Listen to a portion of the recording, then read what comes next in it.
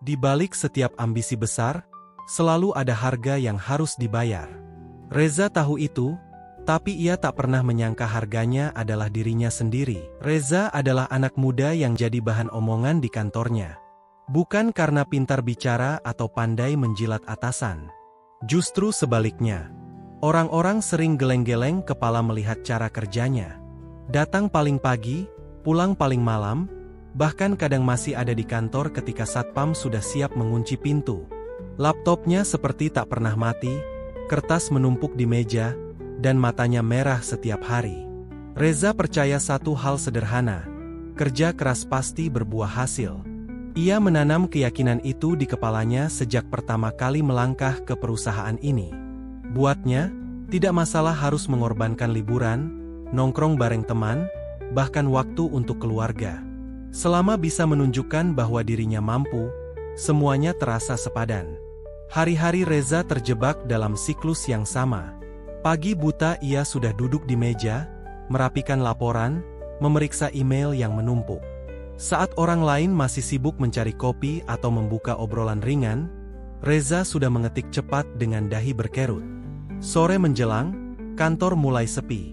Tapi Reza belum beranjak. Ia sibuk memoles presentasi, memperbaiki grafik, memastikan angka-angka presisi. Malam datang, layar komputer menyinari wajah lelahnya, sementara jam dinding menjadi saksi waktu yang ia buang tanpa terasa. Semua itu dilakukan dengan satu alasan. Ia percaya penuh pada atasannya. Bosnya sering berkata, "Saya percaya sama kamu." Kalimat sederhana yang bagi Reza terdengar seperti janji. Janji bahwa suatu saat kerja kerasnya akan diakui. Janji bahwa semua keringat yang menetes tidak sia-sia. Namun, realita kantor tidak seindah keyakinan Reza. Lingkungan itu punya hukum lain. Yang cepat naik jabatan bukan selalu yang bekerja paling keras, melainkan yang tahu bagaimana mendekati orang yang tepat. Ada rekan yang sibuk bersilat lidah di pantry, ada yang pandai menyelipkan pujian tipis ke manajer, ada pula yang sekadar hadir di momen yang tepat. Reza tidak peduli semua itu. Buatnya, hasil kerja adalah bukti paling kuat.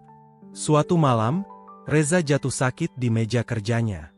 Migrain menyerang, perut perih karena asam lambung, dan tubuh gemetar karena terlalu banyak kafein. Tapi ia menolak pulang. Baginya, berhenti berarti gagal. Dia tetap mengetik dengan tangan bergetar, menelan rasa sakit dengan harapan besok semua akan terbayar. Waktu berjalan, proyek demi proyek ia tuntaskan. Namanya tidak pernah tercatat di papan penghargaan, tapi ia terus berusaha. Hingga datanglah kesempatan besar. Sebuah presentasi penting di depan manajemen. Reza melihatnya sebagai pintu emas. Inilah momen yang ia tunggu. Ia habiskan berminggu-minggu menyiapkan data, merancang slide, bahkan mengulang-ulang alur penyampaian di depan cermin. Ia percaya, kali ini semua kerja kerasnya akan terlihat jelas. Hari itu akhirnya tiba. Reza duduk di ruang rapat dengan jantung berdebar. Slide sudah siap, data sudah lengkap, semuanya sempurna. Tapi ketika rapat dimulai, yang berdiri di depan layar bukan dia, melainkan bosnya. Sang atasan dengan tenang membawakan presentasi, memaparkan data, menjelaskan strategi, seolah semua itu hasil pemikirannya sendiri. Reza hanya bisa menatap layar yang ia susun sepanjang malam, kini digunakan tanpa menyebut namanya sedikit pun. Ketika presentasi berakhir, ruangan dipenuhi tepuk tangan. Manajemen memuji, klien terkesan, dan sang bos menerima semua sanjungan. Reza duduk di pojok ruangan, tersenyum tipis, menahan gejolak di dadanya. Ia ingin marah, ingin berdiri, ingin meneriakkan kebenaran. Tapi yang keluar hanyalah diam. Malam itu, Reza pulang dengan langkah berat. Di apartemen kecilnya, ia menatap layar kosong, tangan menggantung di atas keyboard. Untuk pertama kalinya, ia merasa hampa. Semua tahun yang ia habiskan, semua waktu yang ia buang untuk kerja, semua janji temu dengan teman yang selalu batal, ulang tahun ibunya yang ia lewatkan, kesehatan yang ia korbankan, semuanya seperti menguap.